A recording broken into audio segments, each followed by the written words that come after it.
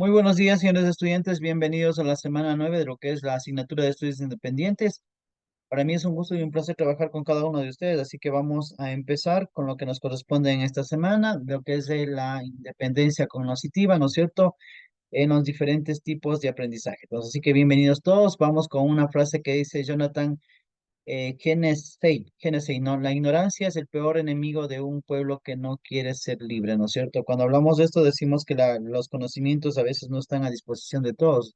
Realmente la tecnología, la información, América Latina o América del Sur, o estos países, por ejemplo, de África y todo lo demás, llegan después que ya las primeras potencias que fabrican, utilizan esto, ya la han ocupado, ¿no? Y ellos están por la segunda o tercera generación de lo que es tecnología.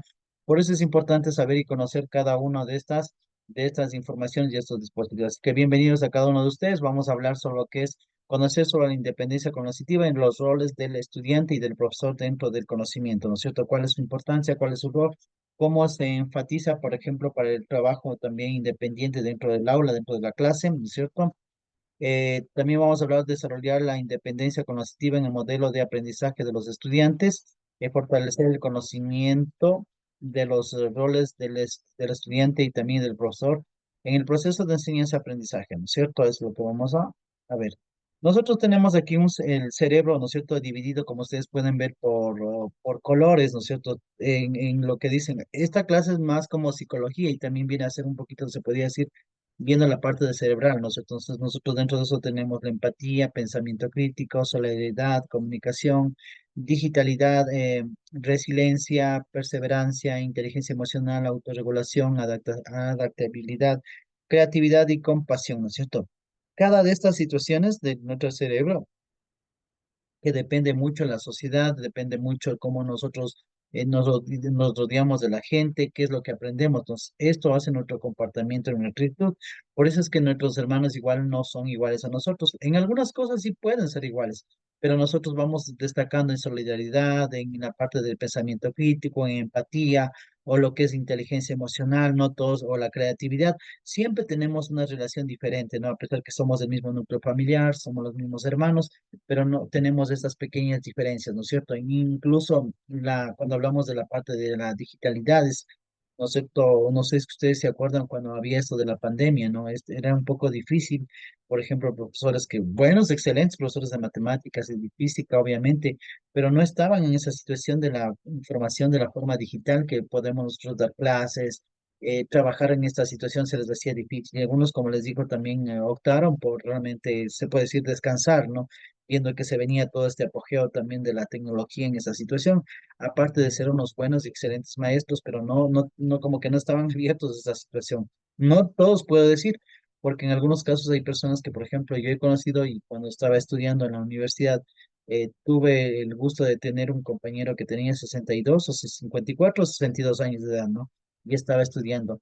Entonces, yo le vi como algo positivo, ¿no? Que personas tomen ese reto de nuevamente y nosotros le contábamos y decían es que nosotros le considerábamos como un papá, ¿no? Le decíamos papá. Él era nuestro representante del curso, se podría decir. Siempre venía, creo que era un docente de una escuelita rural cerca de Quito, me supongo que era, no me acuerdo muy bien, ya pasaron los años, pero nosotros siempre le teníamos, les ayudábamos, le explicábamos, siempre teníamos una mitad. Y bueno, él creo que logró pasar con las justas, creo que logró pasar hasta donde que me acuerdo de la situación del conocimiento. Entonces, ahí va lo que se llama la empatía, ¿no es cierto? Ahí está lo que es todas esas partes que nosotros, por ejemplo, la solidaridad que nosotros podemos trabajar, ¿no? Entonces, aquí vamos a ver lo que es el aprendizaje del pensamiento crítico y cómo ayuda lo que es el pensamiento cognitivo, ¿no es cierto? A una conducido, ¿no es cierto? En la parte del consenso, en la parte natural del aprendizaje de las ciencias, ¿no es cierto? Cuando hablamos de eso, hablamos tres aspectos fundamentales. El análisis está en última, pone en el proceso de aprendizaje en lugares de los productos de las instrucciones, ¿no es cierto? Qué importantes son las instrucciones para que se puedan desarrollar y para que se pueda ejecutar. Incluso se podría decir que es una forma de conducta también cuando determinamos y ponemos las instrucciones, ¿no es cierto? La especial importancia que la ciencia cognitiva da a la naturaleza del aprendizaje, ¿no es cierto? Y el papel del conocimiento previo en la memoria que juegan en los procesos de aprendizaje. Cuando hablamos de estas dos cosas que son importantes del aprendizaje previo, ¿no es cierto? Tenemos antes de. Por eso es que también se les recomienda a los profesores, y es una regla general, que todos los profesores que comiencen a dar un tema nuevo, por ejemplo, hagan una relación de los temas anteriores, siempre hagan una relación de los temas anteriores, porque para que el estudiante pueda relacionar un conocimiento con el otro, ¿no? Para que pueda tener esa relación. Es importante también hacer esa secuencia lógica de lo que vimos la semana anterior, así como hemos visto, ¿no? Como hemos visto, entonces vamos a tener una relación para la nueva clase que nos toca en este momento, ¿no es cierto, Miguel? Entonces, así es como se desarrolla nuestro cerebro. Nosotros tenemos el isquémico izquierdo, el isquémico derecho, ¿no es cierto? Donde los cuales, por ejemplo, en un lado se encuentra la memoria, la atención, el habla incluso, ¿no? Cuando hay, no sé si ustedes han visto, no vamos a hablar un poquito de lo que es la parte neuronal. No sé si ustedes han visto cuando una persona se cae, se golpea, realmente se lastima lo que es el cerebro, que es nuestra computadora, porque aquí se cuenta todas las conexiones como nuestro CPU. Hay un fraccionamiento a veces en lo que es el habla, la vista, ¿no es cierto? Entonces, ahí el cerebro se atrofia, se puede decir, se daña, y esos conductores no llegan, ¿no es cierto?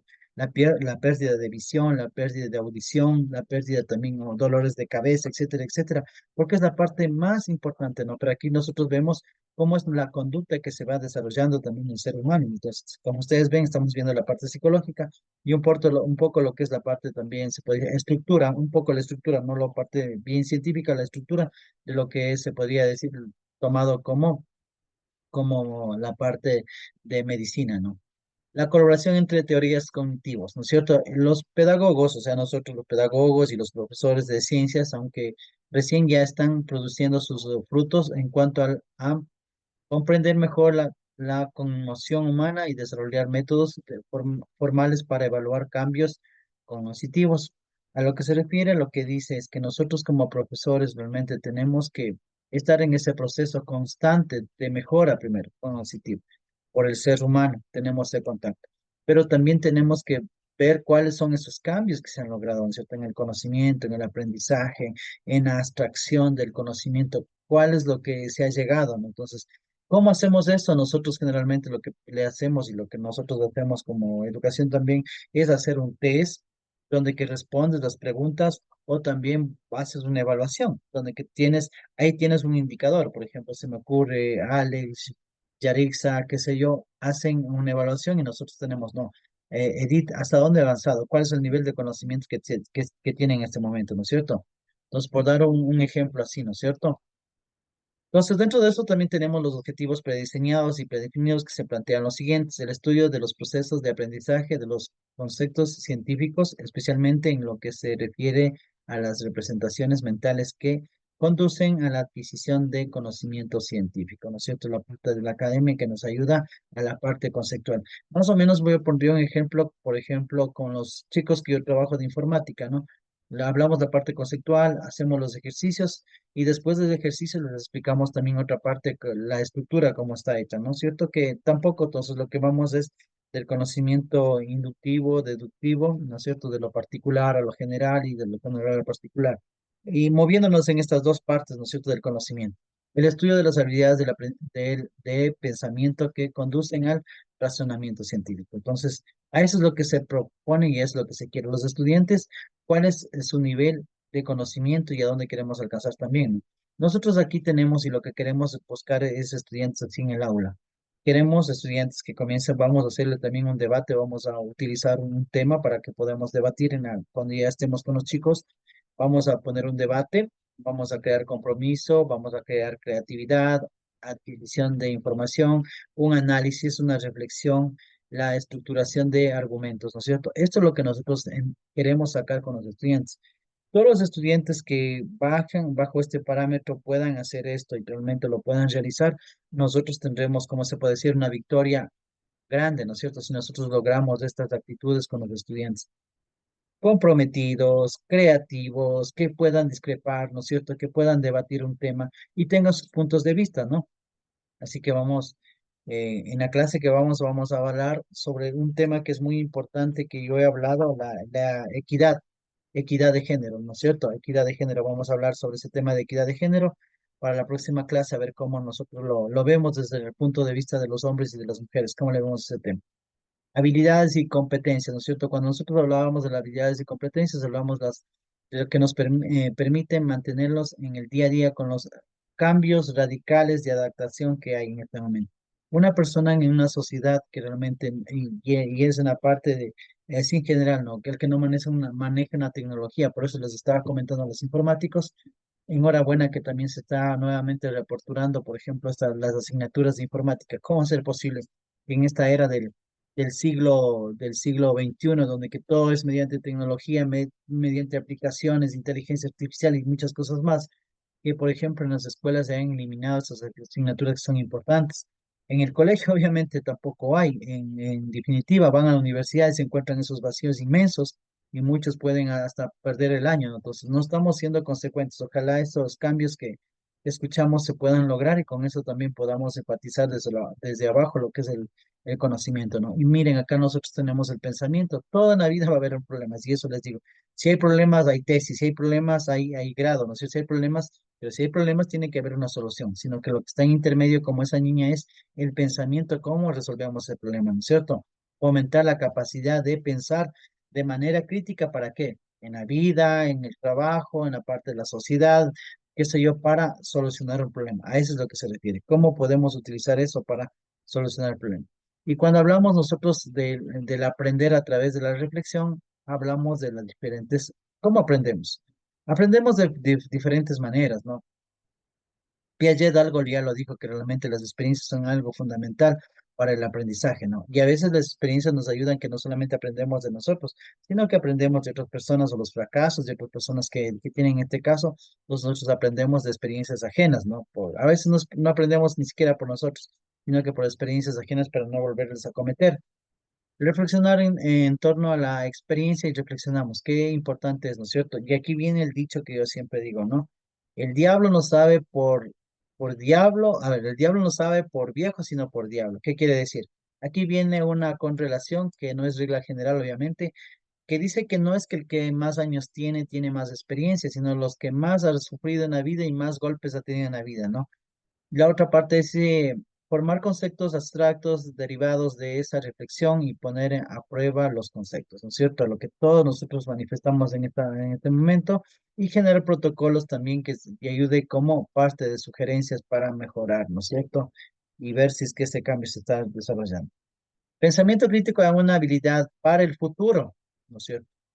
Todos queremos el éxito, todos buscamos el éxito, pero el éxito no se consigue solo, el éxito no se va a una farmacia y se compre, deme $20 o $200 de éxito, no, el éxito es constante, el éxito es tu sacrificio, tu experiencia, tu trabajo, tu perseverancia para conseguir, y hay muchos aspectos que necesitas para llegar al éxito, como por ejemplo tener disciplina, organizar tu tiempo, hacer las cosas como se tienen que hacer, la motivación que es importante. Si no le recibes la motivación del resto de la gente o el resto de la gente no quiere, no, es que no están de acuerdo, es que los estudiantes, por ejemplo, en este caso, por dar un nombre, ¿no? Pamela, Tatiana, que sé yo, no quieren que estudien, entonces, ¿qué vamos a hacer? Nosotros nos vamos a automotivar, nosotros mismos vamos a ser las personas que nos motivemos, ¿no es cierto? Porque si nosotros no nos queremos, ¿qué nos va a querer a nosotros? Entonces, la automotivación tiene que venir también propia de sí mismo, ¿no es cierto? La capacitación, que debe ser una capacitación constante, si es posible, capacitación, seminarios, cursos, capacitarnos, ver, investigar, que es importante. Y lo que es el talento. Todo el mundo tenemos talentos, todos los estudiantes míos tienen un talento, ¿no es cierto? Unos son buenos para planificar, otros son buenos para organizar, otros son buenos para cantar, qué sé yo, y cantar es bueno, por ejemplo, la música es buena, ¿no? Y deberían dar música en todos los cursos de la escuela y del colegio, ¿no? Y no como siempre digo, no porque queremos sacar buenos artistas, porque queremos sacar personas más empáticas, más amigables, más buenas gentes, se podría decir, y la música ayuda muchísimo en eso, ¿no? Entonces, recomendación también del día y de la clase. Actuar como pensadores ingenuamente, ¿no es cierto? Cuando hablamos de actuar como pensadores, hablamos que nosotros obviamente tenemos un proceso de maduración de con nuestro conocimiento y también se plantea y se dice que los hombres se demoran más en madurar que las mujeres. Las mujeres tienen un proceso más rápido de maduración, ¿no es cierto? Entonces ellos ya a los 19 20 tienen un objetivo más o menos ya claro, ¿no es cierto? Obviamente los papeles también se han cambiado, ¿no?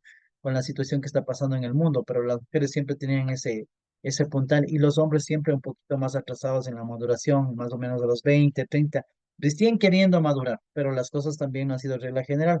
ahora vemos que las cosas también están cambiándose paulatinamente, ¿no?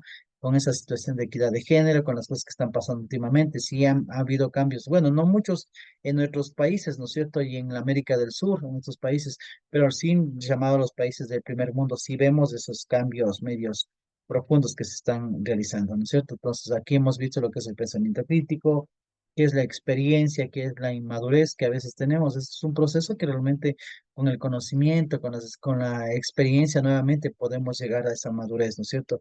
Y la experiencia que es un proceso que nosotros aprendemos también de las personas que a veces que han pasado y nos cuentan, ¿no? Y a veces no solamente tiene que ser una experiencia o los fracasos propios, sino que aprendemos de otras personas. Y cuando el pensamiento crítico realmente nos permite construir dentro de lo que es el pensamiento también cognitivo, ¿no? El pensamiento crítico. O sea, vamos a fundamentarnos en construir algo, pero desde la construcción, no desde la destrucción. Y aquí está el QR, por favor, así que les dejo aquí el QR para que puedan hacer el uso y con esto podamos trabajar ya lo que es actuación en clase. Muchísimas gracias. Nos estamos viendo hasta la próxima semana.